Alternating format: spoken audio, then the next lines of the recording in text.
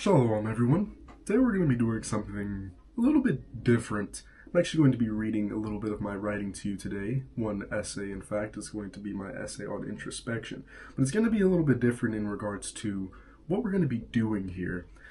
This is going to be giving a little more insight into me as a character that you observe on YouTube, but also at the end of the video, hopefully, you're going to partake in a particular assignment of sorts.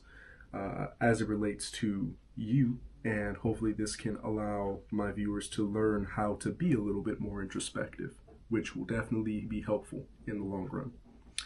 Right, so the source of the assignment, I'm going to, with my beautiful editing skills, going to pop up the book right now. This is in the book of The On Course by Skip Downing, I believe the author's name is. And what the book is about is basically the human development processes that consist of creating goals, planning for goals, goal acquisition, and most importantly, for its namesake, the on-course behavior associated in the goal acquisition. So what is on-course behavior and what does it consist of, right? And I'm going to go a little bit into that, and I'm going to go into where I scored, right? So I'm going to get right into it. I think the faster I get to it, the more people will understand what's actually going on here. So, starting off my essay on introspection. Regarding the results of the scoring process of my self-assessment questionnaire. So right off the bat, you already know now what you're going to be doing if you decide to take part in it. In the link in the description, I have a, a link that takes you to the questionnaire. So it's an easy questionnaire.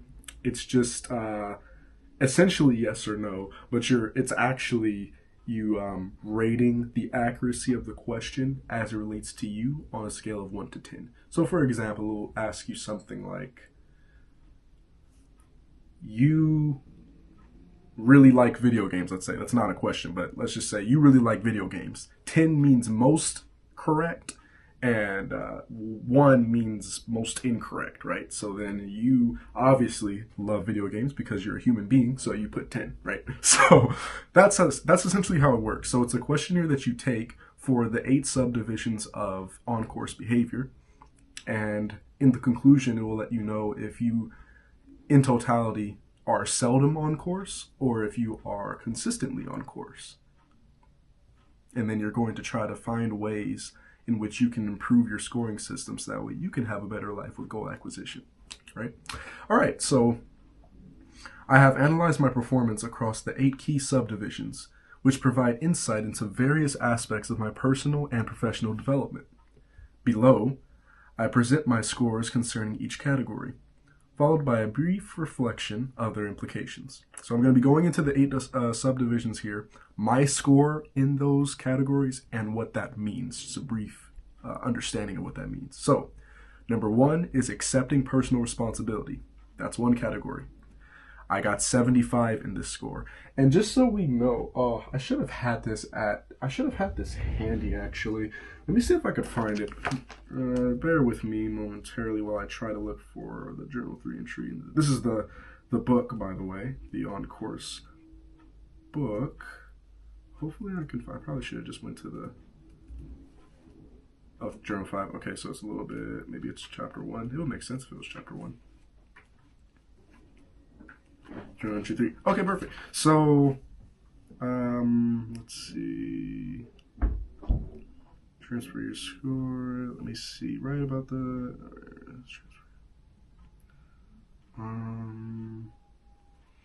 Oh, it doesn't have it in here, does it? That's unfortunate. You would think that it should be right here.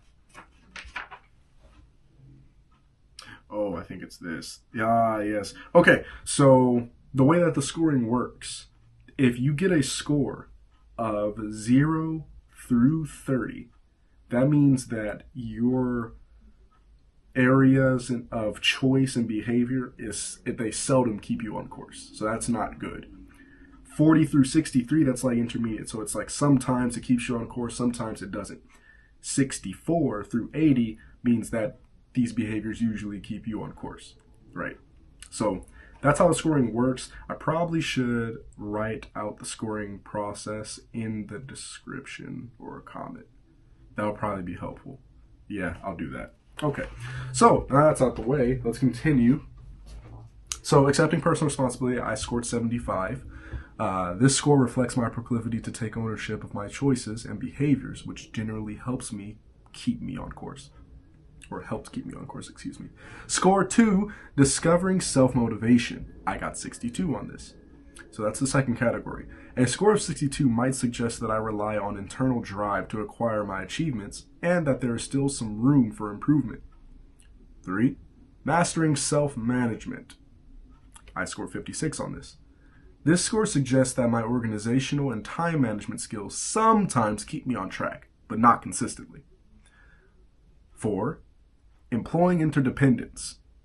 I got 41 in this one. A score of 41 implies that I seek and utilize support from others occasionally, allowing me to improve in the area of collaboration. 5 is gaining self-awareness. Scored 75 on this. This score indicates that my choices are usually oriented well due to organizing my thoughts, emotions, and behaviors, keeping me steady on the path of growth and insight. 6 is adapting lifelong learning. This is probably my favorite one. I got 76 on this score. So this at the time, this is my highest score. This being my highest score is indicative of my mental plasticity, which usually keeps me on course. 7, developing emotional intelligence. This was the most important one to me. I scored 62 on this, which was brilliant. This score resembles the adequacy of my ability to empathize with others in an effective manner. 8, believing in myself. This is a really interesting story. We'll get into this, but I scored 59 on it. A score of 59 reflects that I might sometimes have confidence in my capability, but can gain more utility by galvanizing my self-belief. Maybe. So now I go into, from this point in my essay, I go into what I think basically, what is my analysis of my scoring system, right? Or the things that I scored on.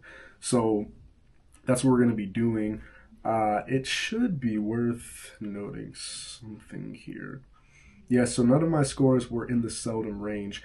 Let's keep going. Hopefully this won't be too long of a video. Concerning my higher scores based off the self-assessment, starting with accepting personal responsibility, score 75. I've come to the conclusion that this score is a result of how I was raised regarding self-discipline and the acceptance of the idea that you can't control anyone except you. Now, this is going to play a really big gimmick throughout the rest of the essay because I really believe that this is the foundation as to why I have some sort of friction between things like belief and motivation. So we'll see. Further aligning my superego with the ideological perspective of virtualism in responsibility. Gaining self-awareness, score 75. The lack of surprise in this department is almost comical due to the fact that if I had to pick one adjective to describe the fiber of my being, it would indubitably be introspective. Yes, self-awareness, that's something I've always sort of been like decent in. The thing that really amped up the results of this skill set for me was when I was homeschooled. Not only was I an only child already, but now I'm homeschooled, so I'm forced to deal with no one but myself, and so that sort of forces an introverted person to automatically gain a little bit more self-awareness because you are a lot more aware of yourself, So, continuing on. The lack of surprise in this, what do I find interesting? What I do find interesting, however, is the room for growth that I have in this aspect of the assignment or the assessment. I've come to learn that the foundation of introspective thought and awareness is remarked in the psychological literature as reappraisal. This is very important. I hope this can help somebody. Reappraisal, which is the proclivity of thinking a thought or a series of thoughts repetitively with cognitive activity. Reappraisal is accompanied by 2 other forms of repetitive thought processes. The first being reflection, which has to do with deploying attention to specific areas and is often endorsed with a positive connotation.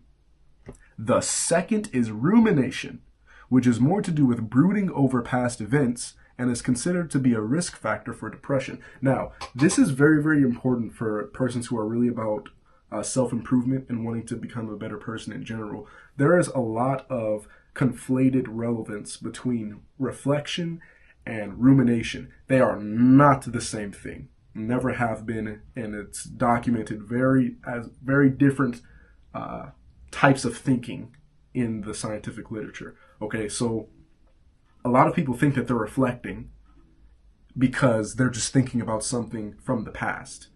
That is not what that means.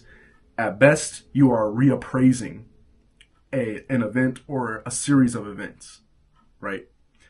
Reflection is, okay, this happened. Let me think about it. Let me let it marinate within my mind, and let me come up with some sort of optimistic conclusion with it, because there's something that I could have learned from it, so that way I can better myself in the future.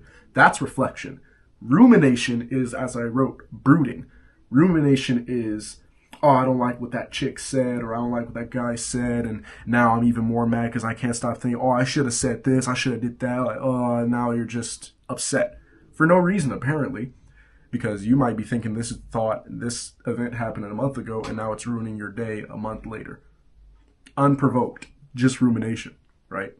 So you want to stay away from rumination and lean a lot more towards reflection, because reflection leads to the cultivation of positive ideas for your benefit. Rumination does the exact opposite. Okay, so that's very, very important. All right, so okay, blah blah blah blah. Okay, perfect. So the inaugural pathway of my introspective journey was unfortunately the outcome of the latter. So I'm just saying that the beginning of my introspective journey was unfortunately due to a slew of rumination processes. I was not a reflector. I was an overthinker, and I kind of go into how I came over that, but that's what I was. Overthinkers tend to be ruminators, and that's, of course, not healthy. So, and it's really bad too, because a lot of people think that overthinking is like a feigned virtue, you know, because it's like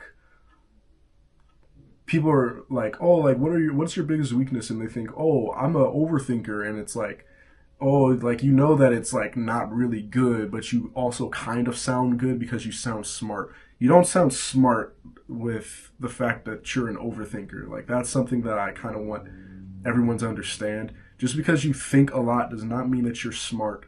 It does mean that you are more cognitively active than someone who doesn't overthink. But that doesn't mean that your cognitive ability is better than the person who doesn't overthink, right? It's just like a muscle. You're not doing better than someone who's doing the optimal amount of exercise for their health and for their physique. Just because you're doing workouts nonstop, you're just going to burn out and you're going to kill yourself essentially and kill your gains, etc. Doing anything in excessive amount does nothing for anyone. Okay, so overthought is not a virtue. Okay, so blah blah blah blah. Rumination, blah blah blah blah blah blah. Oh, okay.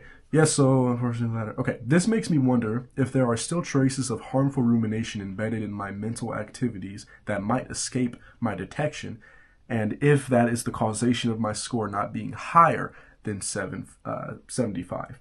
What I'm saying here is, like, I wonder, because the beginning of my journey of being introspective enough, and the reason why it was so prevalent when I was in homeschooling was I came to the conclusion, I write about it in depth a little bit later, so I'll just keep it brief.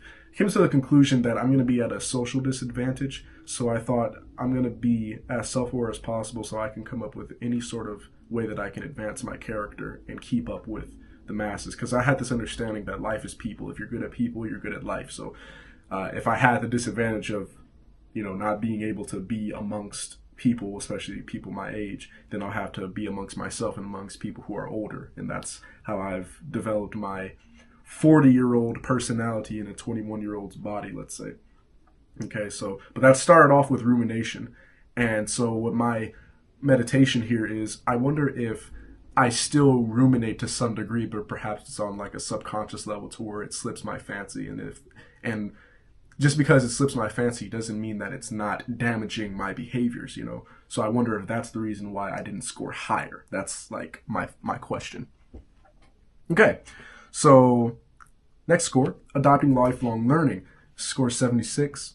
This score has the most, This score has the most emotional significance to me as it deeply resonates with my steadfastness to my indefinite pursuit of wisdom.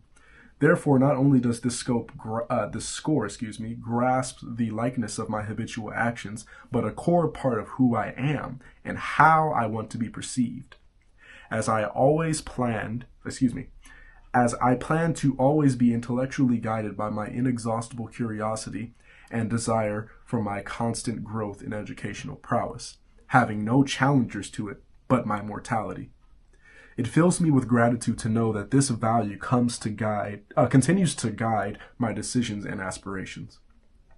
Pretty straightforward there, honestly. I didn't really think about the scoring process for lifelong learning as much. I know, like, intrinsically, like, I have an elevated value on education and knowledge in general, so especially, you know, my conclusion how I must indefinitely pursue wisdom, you know, so I kind of imagined that score would be high, and I'm pretty sure it will remain high forever. As I say, the only challenger to that concept is my mortality, so that is a fancy way of saying that I will be a lifelong learner until my life long concludes. I try to make that work. Until I die.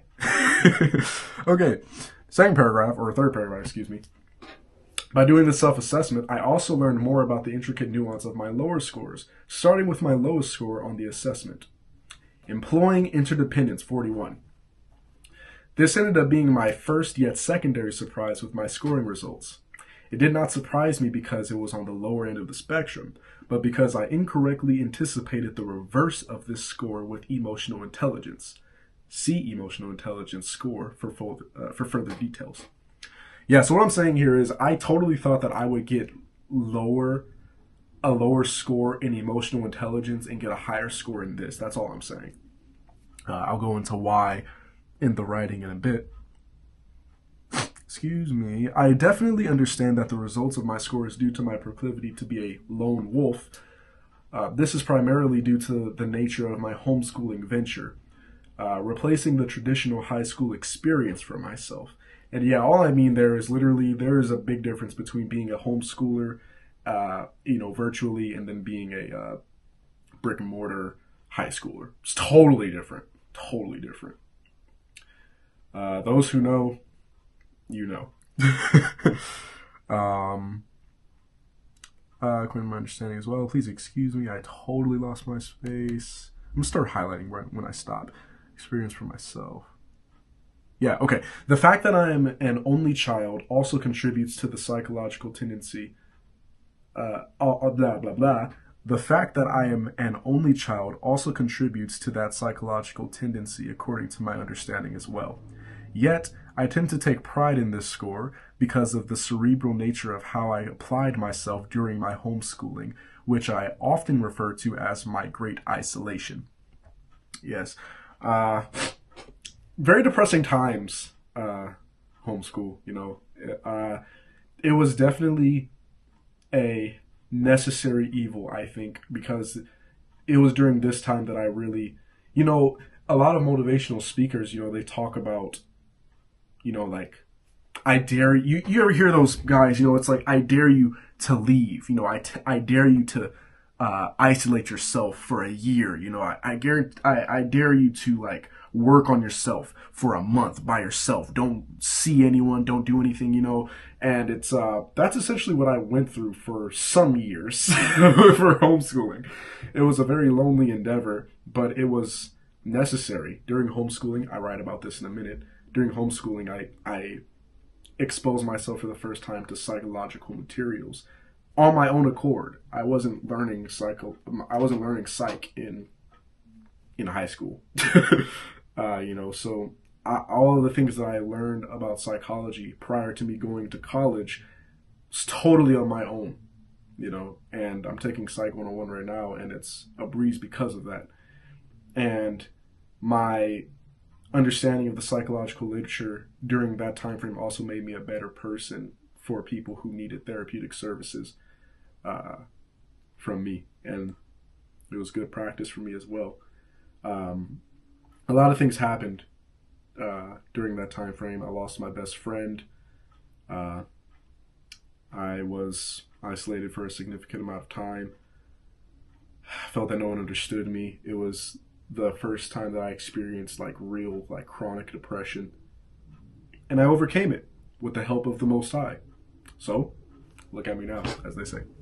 So let's continue. I put my cursor there, that's fine. Okay, and this is not to be confused with the mandatory online schooling of the pandemic of COVID-19, as I graduated in 2019. Yes, that's a big mistake. I'm glad that I wrote this, because it was so funny, when I graduated, people started being forced because of COVID-19 to, quarantine and whatnot, and schooling online and whatnot. And it was so hilarious to me, because I'm like, man, the experience is absolutely abysmal when you're actually homeschooling, and then there's the psychological pressure of knowing man, all of my friends are in actual school and I can't even see them, because I'm homeschooled. But now it's look at all these complainers. They're all complaining because they're online. Oh, online schooling sucks so much. And it's all of you lot are in this together. What the hell is wrong with you? That was the comic relief for me, because it's you guys are still not experiencing the hell that comes along with homeschooling. You're having friction to social change, which is fine, but it's not you're receiving the full experience. So, yeah, I did not want that to be conflated with the pandemic. So during this time, I was aware of the importance of optimal. Oh, this is probably the drafted version. Oh no, I'm just slow. Never mind. During this time, I was aware of the importance of optimal and articulate social interaction, as I've always thought that life is people. So if you are good with people, you will be good at life. And so with that understanding, I decided it would be best if I self-educate in the literature of psychology to understand the empiricism of optimal communication and help compensate for the little experience I had at that time. Unbeknownst to me, this would become the major focus of my life academically.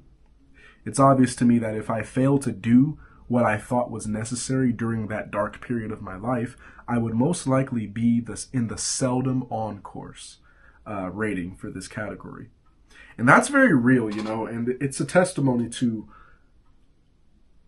doing your best to shine in the tunnel. That old adage, there's light at the end of the tunnel. But when you're in the middle of the tunnel, you can't see that light, And since you can't see the light, you assume that there's no light. And sometimes you have to shine your own light in the midst of that tunnel in order to see where the hell you're going. Because sometimes you're in the tunnel and it's too dark, and since you don't know where you're going, you're actually going backwards, but you don't know because you don't have any depth perception. Doing what you think is best for the benefit of yourself and for others, despite how you feel, that discipline, that's the flashlight, that's the torch that you need in the midst of that tunnel so you can get to the real light at the end, which usually is the will of the divine. Okay, so conversely with discipline, the next score is discovering self-motivation. So let's see what I have to say about this. Though self-motivation is an interesting concept to study quantitatively, I don't tend to give it much consideration, due to the foundational setup within me to value discipline over motivation, as spoken of previously. I have seldom found practical utility in motivation as a resource for achieving my personal goals, at least not more than discipline. However, my one caveat is that I have immense self-motivation to be a wise counselor, since I believe that to be my life's purpose, and it has definitely aided my drive for pursuing wisdom as both a contemplation and a discipline. So that one is kept real short. I don't have too much to say about self-motivation, I don't really believe that self-motivation is the goal for goal acquisition. I think discipline is a lot more valuable. I think discipline is a lot more reliable. Motivation, what do they say? It's like motivation is fleeting. Yeah, it's always fleeting. You're not going to always feel like doing anything, you know. So yeah, it's like discipline. Discipline works because discipline is the guarantee of progress despite how the hell you feel. Motivation is like you'll get an excessive amount of work done, but it's based off of sheer emotional drive. At least that's my experience. I don't really see any confrontation with that idea in the psychological literature, but I'm also not totally versed in that realm, so I could be wrong. If I'm wrong, let me know in the comment section.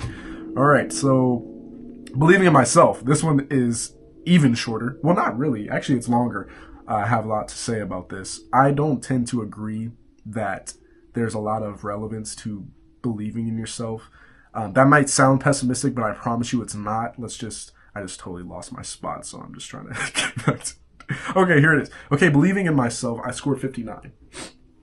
This is an interesting section to me because I have yet to put much stock into self-belief as an ideal due to my dismissive manner of its value and my attentiveness to its potential malignance. And yes, I do believe that self-belief can be malignant or harmful to you if done incorrectly, let's say. But I think that my belief is that, because you can argue, oh, that happens if you do it incorrectly. But then my counter argument is, well, it's very easy to do it incorrectly, so I might as well just not do it, That's just my argument. Okay, so what I deem to be more imperative is the trusting of oneself, of which I do wholeheartedly. Because when you trust yourself, you likely have good reason to trust yourself with specific things, not all things. It is also pretty difficult to feign trust. Whereas persons who believe in themselves might not possess the competence necessary to validate their belief. So what I'm saying here, right, is like you can't fake trust with anything. If you trust something, you trust it. And usually if you trust something, you have a bloody good reason to trust it for a certain thing, right? Belief is like, first of all, one of the big differences between belief and like thinking something or having an idea is usually people are willing to die for their beliefs. And it's like, are you actually willing to die for your understanding of what you're able to do? I'm not. I'm just not, because I know that I'm fallible. I trust that there is a high probability that I'm able to succeed in a certain category, but I'm not going to trump that with a certain dogma that can limit my variabilities that I claim to believe in. I probably should have a debate with someone who's like a professional in the concept of belief, but I don't really see that much merit in it. I think trust is far more reliable. I think trust is synonymous with discipline in the former argument that I stated earlier. But let's continue. Yes, and also you can fake belief, and that's what I'm saying here. Like you can feign trust. You can't. You cannot feign trust, but you can feign belief. People do it all the time. People say that they believe in God all the time, but do they really? No, right? And someone might ask you, hey, do you believe in yourself? And to avoid looking like the pessimistic jerk in the conversation, you'd probably say, yeah, I believe in myself, but it's a bloody lie. But then you start telling yourself that you believe in yourself when you really don't, and then you start confusing yourself on a subconscious and unconscious level. Well, not an unconscious level, because unconsciously you know that you don't bloody believe in yourself, but you're saying that it is. And the brain is, it's a very complex matter, but the brain can also be tricked with the simplest of things. Affirmations are really powerful because you're saying them over and over again, and repetitive verbal commitment tends to bleed over into the brain's belief system. Well, I'm saying it and I'm hearing it so much, it must have some sort of merit. And that's enough to trick your brain. And if what you're saying to trick your brain like isn't true, then how the hell is that going to be good for anyone? You know, that's my argument. Okay, so continuing, this can lead to blind confidence, which often leads to eventual failure. And due to the excruciating and due to the excruciating realization that your belief has been shattered by reality, that experience can lead you to becoming psychologically bitter. No one wants to be psychologically bitter. I've talked about that a good bit on my channel. I don't think there is a greater pain than the relevant contradiction of your belief, as you start to feel a pain associated with betrayal. And if the belief was self-induced, then you experience the betrayal of the self, which will make you regretful. I think that's like the best way that I could explain that concept, because that's essentially what regret is. When you regret something, it's because you've betrayed yourself, which means you can't be mad or spiteful towards anyone but you, and that also leads to you becoming bitter very, very, very quickly. Because you're going to say you believe that you can do something, you actually can't, and then you do it, and then you know it's all your fault. That's not good, you know. Okay, so continuing. So for those reasons, I tend to be more trust-oriented. Though I am privy to some of the overlap of trust and belief, there is overlap, I understand that. I look at my perspective as my overlap of trust and belief. I look at my perspective as my idiosyncratic means of prudence, and I trust I'm making the right decision for the protection of my sanity. If it comes to my attention that I am wrong about my approach, then I will revert to my score of 75 in the acceptance of responsibility. I just thought that was so smooth. I'm like, that was great. That was just a great comeback. All right, anyways. I love writing. As you guys can see, I'm very enthused about this. Okay, last body paragraph, then it's the conclusion. I'll let you guys go. Oh, goodness, we're running along now. Okay, emotional intelligence score of 62. My score in emotional intelligence was by far the most extraordinary occurrence in this assessment, which had major philosophical implications for me. In the diligence of my study in the wisdom literature, both archaic and empirical, I came to a paramount conclusion about my next step in the psychological growth and wisdom acquisition. I needed to further develop my emotional intelligence and regulation. This will be especially challenging for me in regards to knowing when emotional biases are appropriate and how to influence emotion within myself. I'm not going to go into all of that because it's really bloody complex for even me to talk about. But all you need to know is that in the gerontologists understand now that the reason why elders are wiser than younger persons, I talked about this in actually my last video, is because of the approach to their mortality is being closened. And once that happens, you tend to make more emotionally sound decisions. And those emotionally intelligent behaviors are intrinsically linked to wisdom. So emotional intelligence is more oriented to wisdom than cognitive ability. And that was a mistake that I made. I'm going to talk about it right now. Okay. Within myself. Okay. Seeing that there were no shortcuts, I worked indefatigably to purposefully expose myself to mine and others' emotional anecdotes to deepen my insight and experience in the experience in the intricacies of human emotional content. Wow, tongue twister there. Which was reminiscent of when I did the same thing in high school, as discussed earlier. Yeah, it is reminiscent because when I was in homeschooling, right, I decided to really delve into the psychological literature, expose myself to the science, the empiricism of communication. That way I can maintain a sort of optimal standard. But now I'm like delving into like emotional intelligence, which is still psych literature. And then like, I'm reading a lot of neuropsychological literature as it relates to gerontology as a study. gerontology, for those of you who don't know, is just the study of elders and, you know, the physiological changes that they have and the psychological, all that jazz. So, yeah, it's essentially the same thing, just for a different purpose. And, well, yeah, whatever. Let's just keep going. This endeavor also required me to swallow my pride, as most do, as I always fancied myself somewhat superior to others due to my cognitive orientation rather than emotional inclination, which was a big mistake. Very, very big mistake. And I think that that's why I call it the indefinite pursuit of wisdom as well. And this is I never actually revealed this, I don't think. This is my wedding ring to wisdom, and this is my wedding ring to my wife here. But the thing is, I feel like I'm sort of eternally indebted to wisdom for the vanity of my ignorance prior to my pursuit of her, because I always thought like, oh, you know, wisdom is associated with being cognitively gifted. You have to be intelligent to be wise. If you're wise, you're smart. Being wise means that you're smart. That's pretty true, but it doesn't mean that intelligence can be conflated with wisdom. Like, that's not true at all. Like it's just not true.